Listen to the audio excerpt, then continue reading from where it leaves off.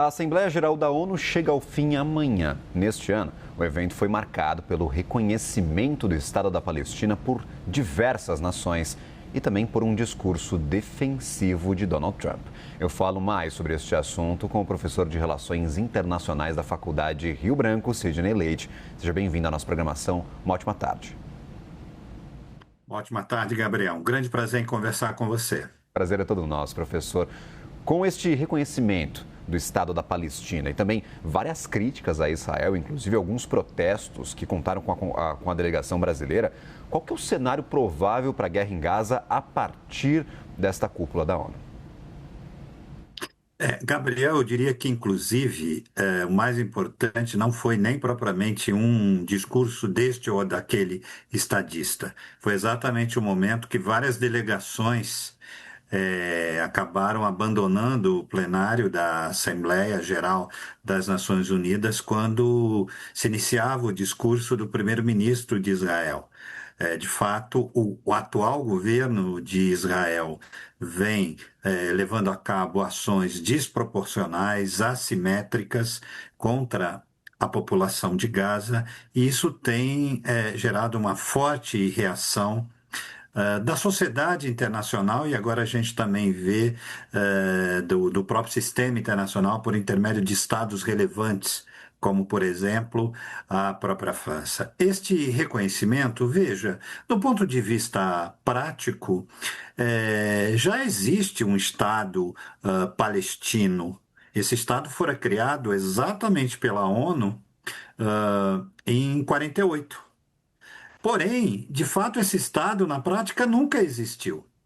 Então, eu vejo que, neste momento, a ação de líderes como o líder francês e demais líderes, né, que reforçam o reconhecimento de um Estado palestino, como também defendem a permanência, a existência do Estado de Israel, duas nações, dois estados, essa inclusive é a posição brasileira, é uma ação política importante, que de alguma forma pode colocar freio nas ações violentas, desproporcionais, que o primeiro-ministro lidera, né, o atual governo de Israel contra a faixa de Gaza, embora tenhamos que destacar, né, o ato violento do Hamas, que desencadeou ainda mais, desestabilizou uma conjuntura que, per si, naturalmente é desestabilizada no Oriente Médio, notoriamente ali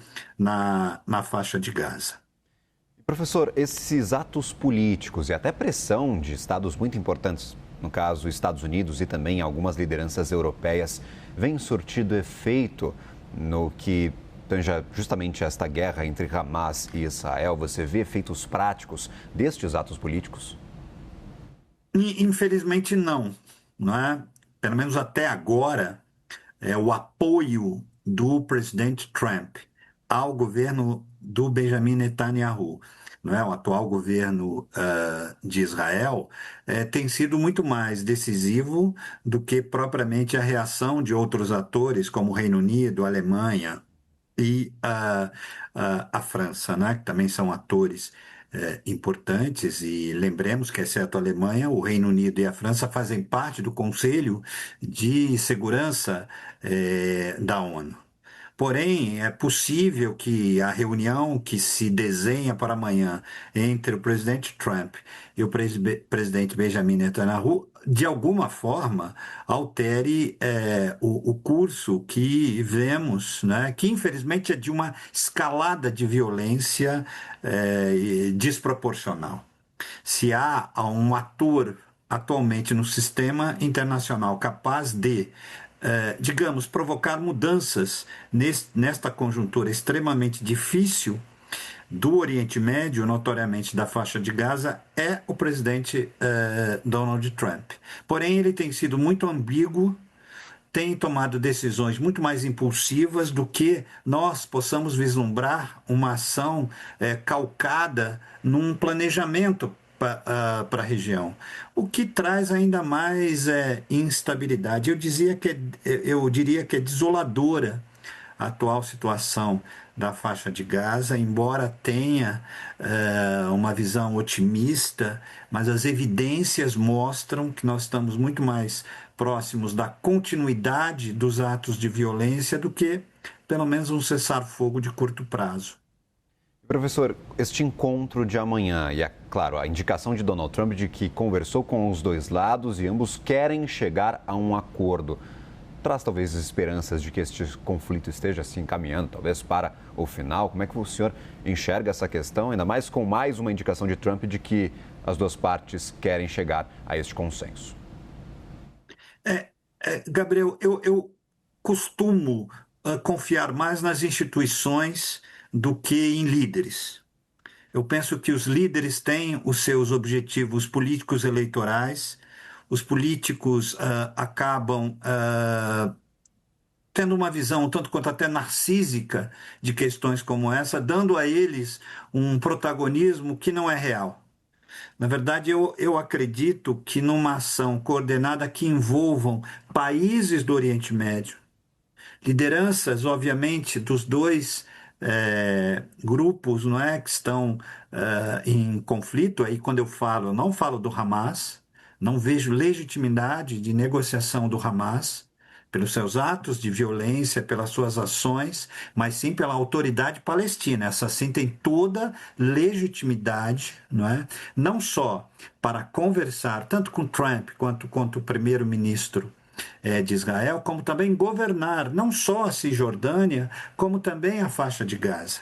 Então, nesse aspecto, eu entendo que poderemos construir uma paz duradoura, né? No momento em que acordos, em que regras sejam cumpridas pelos atores legítimos para tal, que, sem dúvida, é o governo de Israel e a autoridade palestina. Fora desse contexto, sem uma participação direta dos palestinos, sem uma participação direta dos demais países árabes, Arábia Saudita, entre outros países, o próprio Egito, países que estão ali na região, parece-me muito mais confiável a gente construir um modelo duradouro do que ficarmos um tanto à mercê de lideranças que têm uma dimensão narcísica exacerbada, não é? Que se entendem capazes de alterar contextos e conjunturas cujas forças são muito maiores do que o voluntarismo que eles apregoam. Professor, outro destaque desta Assembleia foi o discurso do presidente brasileiro Lula na abertura da Assembleia. Qual é a imagem projetada pelo Brasil por esse discurso, em especial sobre a questão das tarifas impostas pelos Estados Unidos? Curiosamente, surpreendendo a todos, Donald Trump citou o Brasil e falou que está disposto a uma conversa com o presidente brasileiro. Bem, temos aí uma situação, o presidente Lula falou e logo depois falou o presidente Trump. E o Trump, como sempre, roubou a cena, né? Inclusive anunciando que se encontrara durante 39 segundos com o atual mandatário do Brasil. O presidente Lula fez um discurso que se esperava, né? Um discurso que ele vem especialmente nos últimos 2 meses, né? Repetindo em torno da soberania e, sobretudo, Gabriel, a gente vê o governo, especialmente o governo Lula, apostando no multilateralismo, não é? De que é capaz de resolver soluções, né? Encontrar soluções para problemas que afetam não só o Brasil, mas também o cenário internacional. Digamos que ele fez um discurso previsível, coerente com o que ele vem apregoando em seu governo, né? Porém, qual é a grande dificuldade, Gabriel, para explicar isso para os nossos espectadores, não é? Nós estamos empregando uma estratégia de solução para os embates e problemas internacionais, acreditando nas organizações multilaterais. Questão das tarifas, Organização Mundial do Comércio, questão de segurança, ONU, Conselho de Segurança.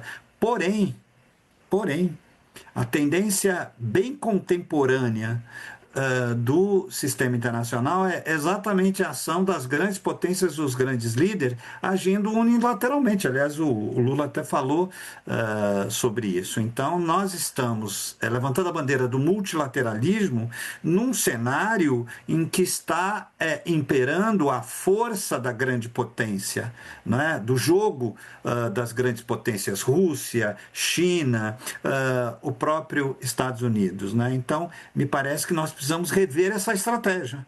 Até que ponto essa estratégia está sendo eficiente? Por exemplo, apostar nos BRICS.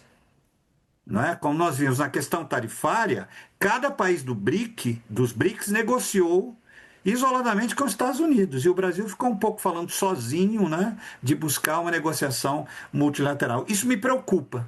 Me preocupa não a questão propriamente de valores, mas a questão estratégica. Eu acho que está faltando pragmatismo na nossa política externa. Conversamos com o professor de Relações Internacionais da Faculdade Rio Branco, Sidney Leite. Sidney, muito obrigado pela participação. Ótima tarde. Um forte abraço, Gabriel. Até uma próxima. Agradecido.